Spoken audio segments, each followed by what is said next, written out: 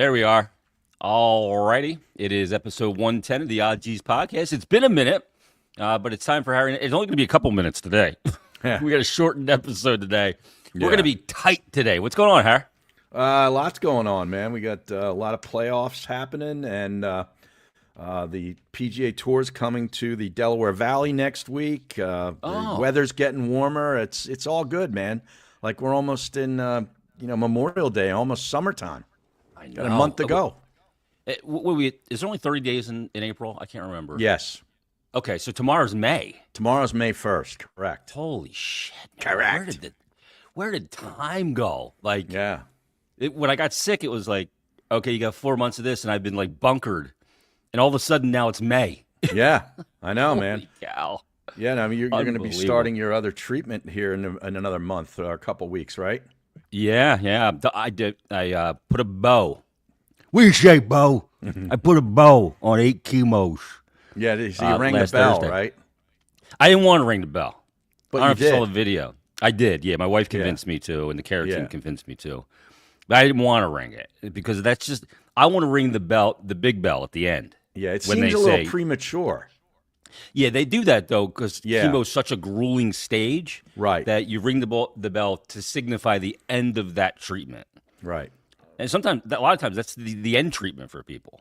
Right. To me, that's the first salvo Right. in this battle. So I rang it, and it was funny. I watched the video that I don't even know who took it, but there's a cell phone video. I'll send it to you. And I'm walking up, and they're convincing me to ring the bell. And they say you ring the bell, and you read what's written there on the wall, and whatever. If you want to say something, and I did. And as soon as they said ring the bell, I said, "For whom the bell tolls." I'm thinking Metallica. Dun, dun, dun, dun, dun, dun, dun. Then I was thinking, shit, Hell's Bells. Yeah, Hell's is Bells. another That's good what one. I'm thinking. Yeah. Yeah. So I texted my buddy that I went to Penn State with, fellow guitar player. We would always jam together. And I said, for my final one, when I ring the bell that I'm NED, no evidence of disease, I'm cancer free, I want you there with your Marshall stack, your guitar, and playing For Whom the Bell Tolls live. We're going to make it a Nice. live event, Harry. Nice. Yeah. That'll be good. Then we'll That'll go be into a some social- Pantera. That'll go viral on social media for sure. Yeah. You could also do I love the bell in the beginning of Time by Pink Floyd, and then they Yeah. have the alarm bell goes off. Yep. Right. Yeah, I love that. Yeah. And then it's all going off, and it just makes my brain euphoric at that point. But we're through that. We'll get scans next week. I got scanxiety already. I'm already anxious about that Yeah. because obviously that tells the tale of what happened. But Yeah. but we're positive. We're looking forward, and I'm so glad I'm done with 4 months of chemotherapy Yeah. I bet. because it was hell. Yeah. Yeah. I'll get into more detail when we have more time at some point, but it will be the 4 hardest months of my life, physically, mentally, and emotionally. There's Yeah. no question about that. Right. Right. So Jeez. that's over. We got a lot to talk about, though, Howard. We wanted to do an episode last week. We just couldn't work it out, but there's a lot that's been going on. We're going to be a little all over the place today, but a lot going on in Philadelphia sports media. Yeah. The things that I wanted to comment on. And where we start is you didn't work for him. I did. My former program director, my boss at WIP, my initial boss when I got there was Tom Bigby. He was the Right. one that hired me. I don't know if you know sports. Gave me a quiz on the Eagles offense. Who's on the Eagles offensive line? Oh, so that's where DeCamera got the idea from. Remember yeah, when he would give the interns a quiz? the intern quiz to see Yeah. if you were worthy, if you knew enough about sports. Like that matters when it comes to entertaining. But anyway, I talked to Joe last week for about over an hour. Really? He called me. He called me Wow. the day before, left me. You don't need to call me back. Just check it out. And I'm like, I called him back. I said, will people stop saying that? Because I am so isolated and Right, out of right. the loop with people. Like, so I Right. talked to camera for an hour. We shot the shit. Wow. Yeah, it was a good conversation. So, what was I saying? What were we talking about? Bigby. Oh, yeah. So Big B hired me. Then Big B left. He went to YSF to run Free FM. And they brought in Tim Sabian for about 2 days. And then he got moved out. And then eventually they hired the next program director, which was Tom Lee. And Tom Lee, of course, hired us for At Locked Locked On On, Eagles. yes. Yeah. Good old veteran radio guy. And then when Tom Lee left suddenly one day, it really happened in an afternoon. All of a sudden, 4 o'clock, Tom's gone. He had a contract drawn up and agreed to, apparently. And then he didn't sign it yet. And then we heard that he was going to Dallas, which is where his wife was from. So they were going back home. So he accepted the other job, and they're like, well, you have a contract. He's like, I didn't sign it. So he was gone that day. And then I ran the station for a while, and then they brought in Andy Bloom to oversee it. All right. So that's how he got there. And Andy Bloom, of course, came from YSP. He was there during Howard Stern's early years, take all the credit for Stern's syndication, which he really didn't. All he have did anything was to do flip with. a switch. Let's be honest. Okay, we'll put him on. And he didn't have a choice. Right. It was Right. Mel Karmazin that Exactly. decided to flip that switch. Correct. So he was riding the coattails of that. And this guy, I don't talk about my bosses a lot, in negative fashion publicly. This guy was a fucking scumbag, right?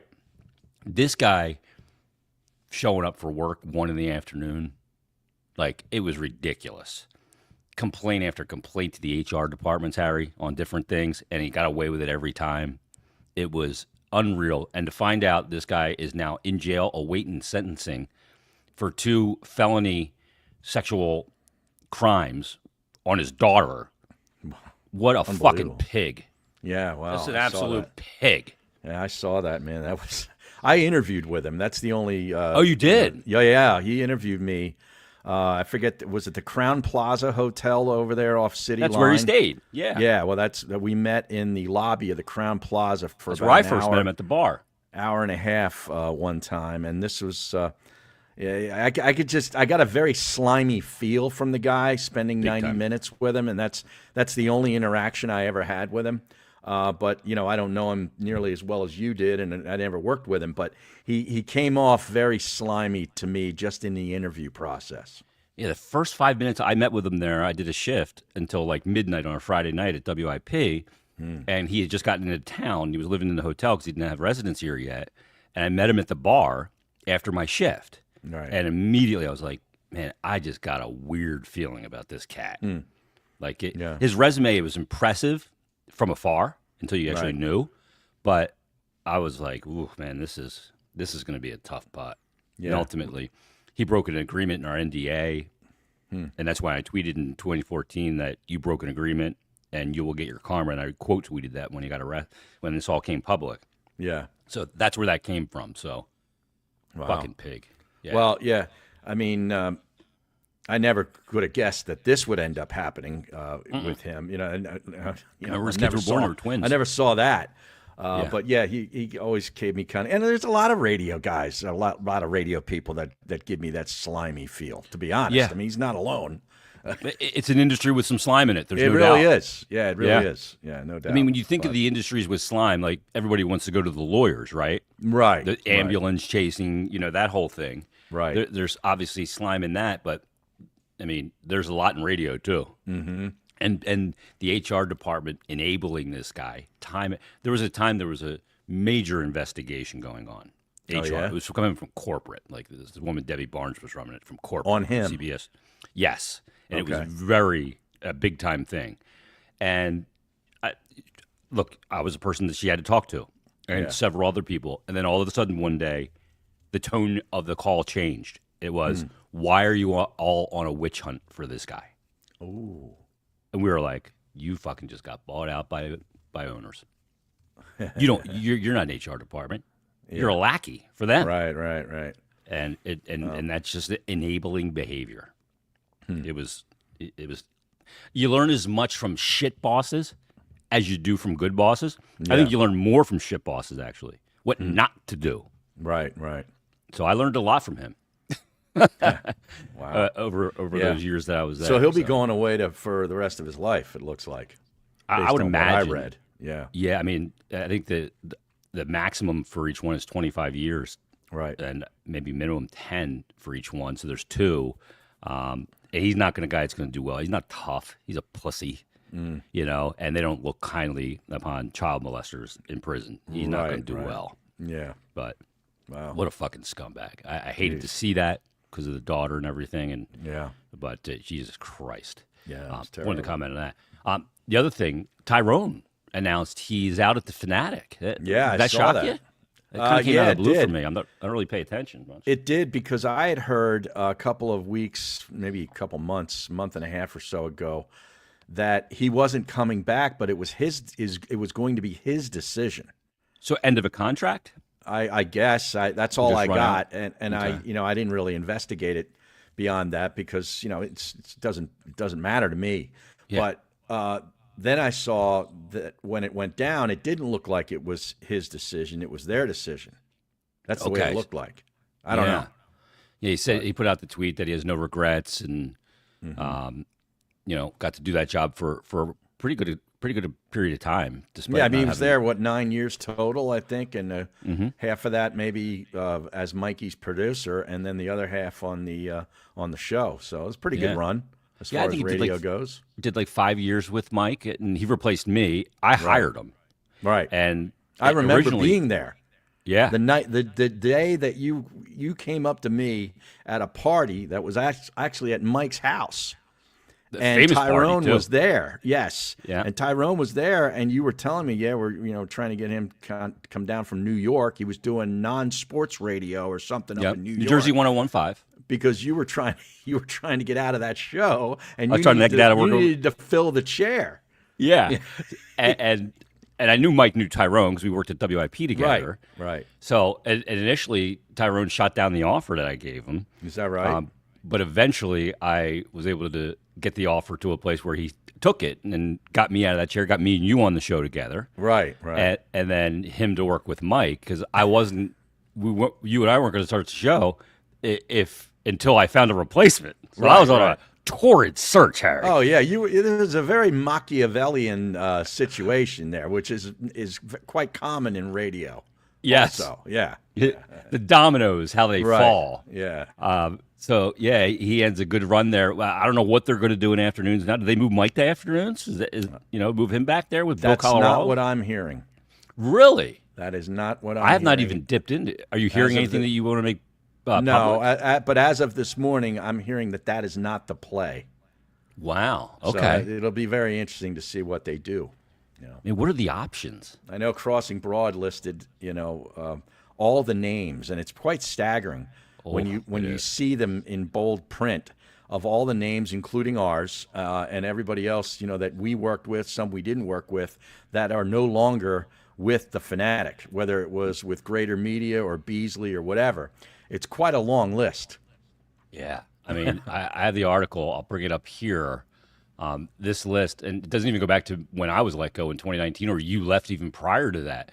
He said, here's the people that have left the Fanatic. Oh, we were over the on there. last 5 years. Oh, did he add us? Yeah, you just talked got about to us keep reading. below. You got to Yeah. keep reading, yeah. But Tyrone, Mike left and returned, Natalie, Hunter Brody, Jen Scordo, Farzetta, Devon, Pat Egan, Jamie Lynch, Yep. the Cudge, Yep. Cooney, Bob Cooney, Sam Wilson, Tyler, Zuli, Tom Alvord, Coach Camille, Joe Bell, Chuck D'Amico, and normal folks behind the scenes, including John Mark, Sean Brace, me, you, Rob Ellis, Tony Bruno, Eitan Shander, Nick Kale. I mean, Jesus Christ. Yeah. But I mean, D'Amico's still with the company. He's just back with MMR, I believe. Yeah, they moved Yeah, him yeah. over to that silo Right. to program that when Bill Weston retired. Right. So pretty crazy the amount of. I mean, I don't know what else they can cut. Yeah, I don't know. I don't know what their end game is. When you and I worked there, I mean, think about the staffs under Greater Media when we worked there for the Fanatic, for MMR, for MGK and Ben FM. Like the staffs were Ben FM's wasn't, but those were huge staffs. There's no staff left for No. these stations. There's no infrastructure whatsoever, I guess, left. No. No. I mean, you're letting Andre Gardner go, Deb Kelton retires, Yep. JDB hangs up the Spurs after a long and great run. It's bananas. I don't know where radio goes. I actually got a call. Was it yesterday or 2 days ago? I was out had a Costco run. As you know, I tend to make those. Harry. Yeah, multiple And I times a week. Get a call when I'm driving back from the chief, from Howard Eskin. So I pick up the call. What's going on? What's going on, genius? How you Not feel?" Craig Berube. You meant, the radio No, chief. Eskin. Okay. Yeah. Yeah. And I talked to him, and we were talking about it, and he's like, radio's dead. Yeah. Look, I no said money. that back in 2013. Okay. Yeah. I'm taking credit for that. And you were still working in it. Yeah, I was still in it. You, And I you said weren't it was you dead. weren't a jaded ex-radio guy. Right. I was in it. You were a jaded radio guy. Exactly. I told the boss too. This format's dead. Yeah. I told Joe Bell that the format needs an enema. Is my exact words. And it did, and look, the Fanatic had a chance to do that. Yeah. But They blew it. Yeah, when they shit canned Big Boss Nahagian and they brought in Eric Johnson, he wanted the station to be more like WIP when it was less like it, which was more successful. Right. Right. And then, and famously, we had that meeting with Eric Johnson. He told us we need to take more calls. Yeah. Trust me, I know what I'm doing. Yeah. Yep. I don't know, man. I'm telling you.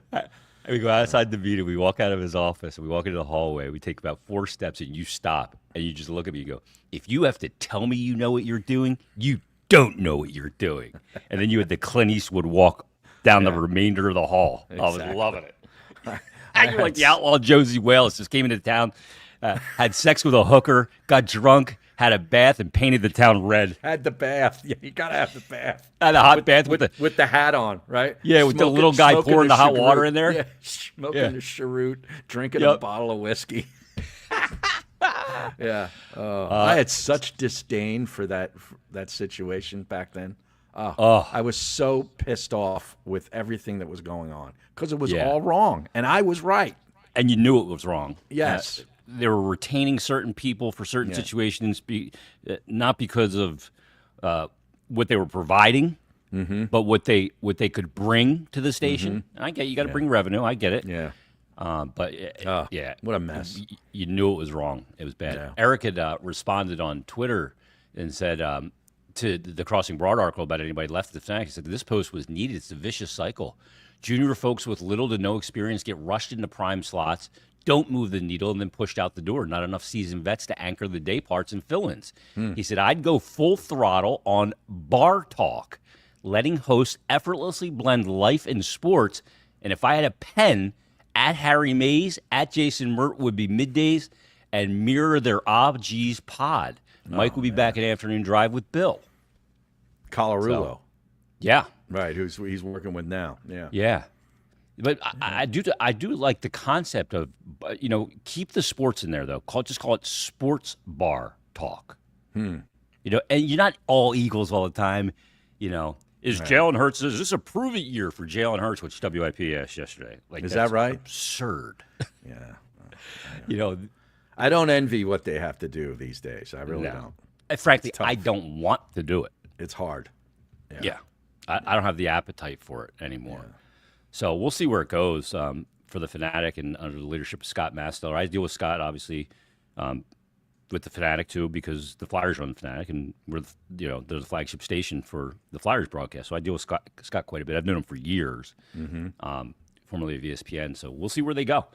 We'll be keeping a keen eye on the situation. Where's the PGA coming this week, Harry?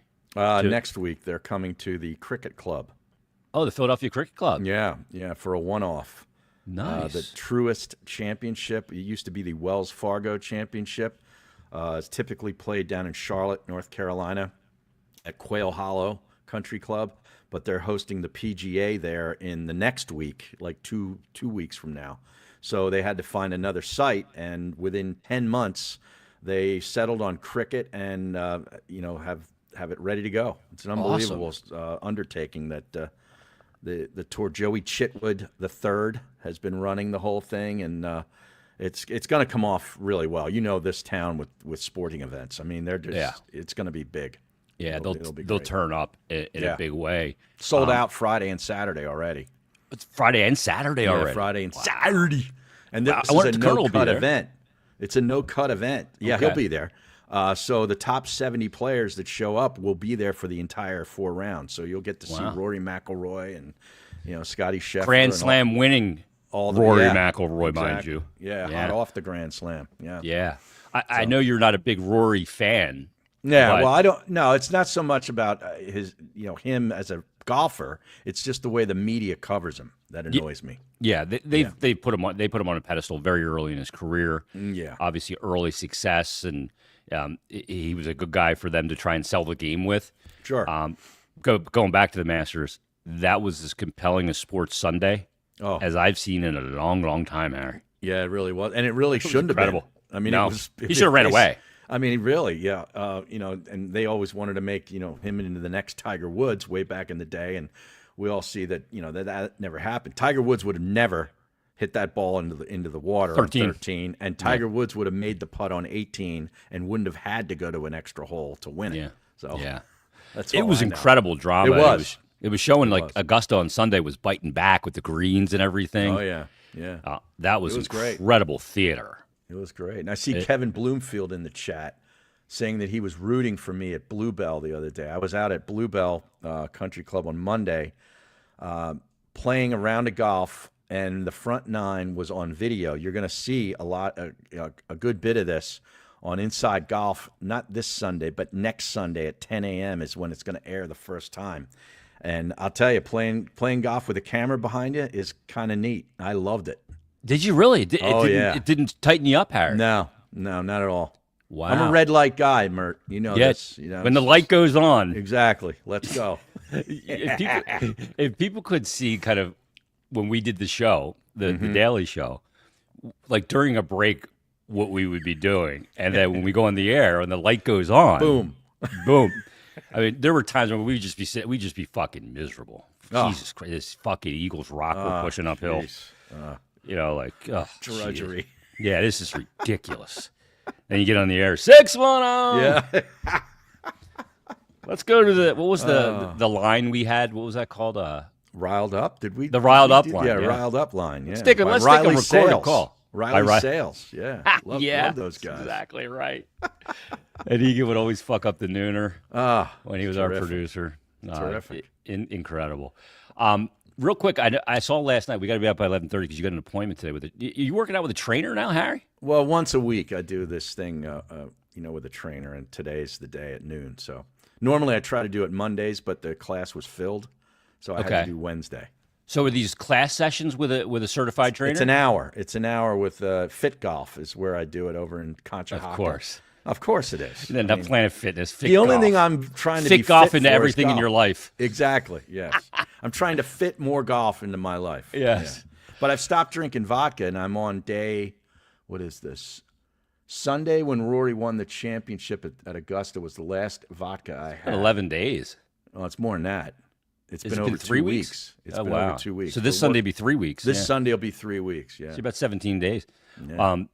So you're off the vodka. Are you drinking anything? I drink beers. I drink some High Lifes. Okay, I would think the vodka would be better for you than the beer. I'm not trying. I don't care about losing weight. I was abusing vodka. Okay, you're not abusing beer. 2.5 gallons a week. Yeah, I remember taking out your recycling, Harry. Yeah, exactly. There was a little bit of clang in that recycling bin. A little bit. It was a little heavy. It's a little lighter these days. I bet. The bin.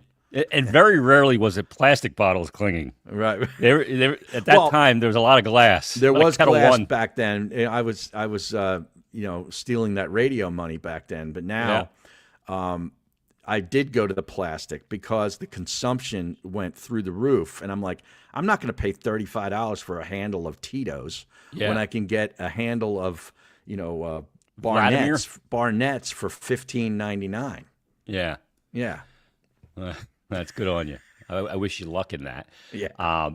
But you were tweeting last night. Hockey Harry came out last night, and I tell people right away, for you're a good hockey guy. Yeah. Yeah, and nobody cares about hockey thing that you came up with on the air. But out of all the Philadelphia sports media, there's a few guys that can talk about it. Morgani obviously was one of them. Mac now could at times, but you were one of them too. Yeah, but I can't You're really an talk astute about hockey observer. I can't talk about the intricacies like you can or like Al could and certain other guys. But I do enjoy the game. I love watching other teams. It was the Flyers that pissed me off.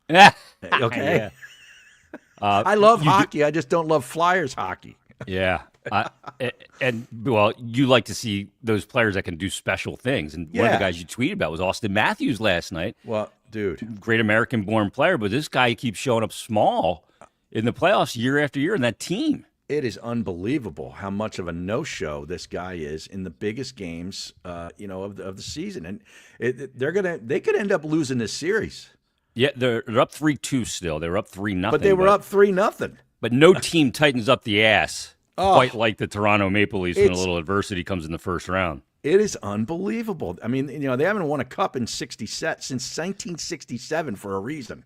Well, Harry, since the league had 6 teams. Correct. Yes. Since the initial expansion, they haven't won. It's unbelievable. Yeah. And I did a search on Austin Matthews just after I put that tweet out because I thought I might have been a little hard on the lad. Yeah. But apparently not because Leafs fans they feel the same way. And there's some really staggering numbers. Let's look at this. NHL Watcher is a Twitter handle that says Austin Matthews needs to wake up. 1 goal this series. 1 goal versus Boston last year in 5 games. 0 goals versus Florida 2 years ago in the second round. And 2 goals in his last 14 playoff games. Yeah, not good enough. Not for the guy who's been the most prolific scorer in the NHL over the last bunch of years. And people go, well, he's hurt. He was hurt this year. He's still banged up. Yeah, in 67 games, he still managed 33 goals and 78 points in the regular season. So cry me a river. Yeah. It's not good. It's not just him. It's him. It's Marner. It's Tavares. And they're on. But Nylander? Yeah, William Nylander. Yeah. I don't know. How many points did Nylander have in the season? Close to 90, I think. Yeah. That team in the regular season is a wagon. Yeah. Problem is in the playoffs, in the first round, I mean, they got out of the first round that one year, but they're 1-13 in their last 14 closeout games. Wow. Of a series. I mean, that's staggering. That's hard to do. It really is. And they got a former Flyers goaltender. How about that? Stoley, speaking of Vaca, Stoley the goalie, Harry. Goalie. Got to be your favorite NHLer. Stoley was not a fan of me. No, is that right? Yeah, I did not believe he would be a legit NHL goaltender. He was so big, I just didn't think he moved well enough, and I was very critical of him. And I got a note one day from Flyers PR guy. He had messaged him to complain about me killing the guy on social media. So he was reading it, and eventually he's turned into a really good goalie, albeit he's been mostly a backup. He's a starter now in Toronto. And he was on a run. And I had to eat shit. The guy's turned into a legit NHL goalie, so I was wrong, So I said to the Flyers PR guy, Joe Seville, I said, make sure you send that to him, that I ate shit on that. So okay. And he did. That's interesting. So, yeah. So, all right. Anything else you want to hit before you're out the door? You got to get to your training session. No, we'll have to get to the rest of it next week. There's still stuff we need to hit. The whole White House kerfluffle, and Nick Cale went scorched earth on a couple of media members in Philadelphia this morning, apparently. Saw that on Crossing Broad. Les Bowen and Mikey Miss, Yeah. We'll talk about that, the White House visit, and everything that comes with that every year now. It's nauseating at this point. It really is. But you got to get to your appointment. Is the trainer like the hairdresser, Harry? What do you mean? A dime? No. It's an absolute rocket? It's a guy. Oh, it's a dude? Yeah. Oh, you have got to do better than that. Well, there's no touching. I mean, it's just, working me, telling me what to do. Don't you get more motivated? Does a guy motivate you more than a dime?